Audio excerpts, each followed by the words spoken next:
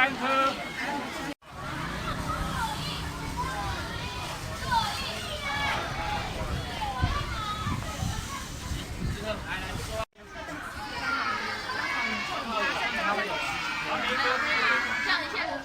今天是321国际森林日，罗东林区管理处也响应这个特殊的日子，在宜兰地区有5个地区在办正苗活动。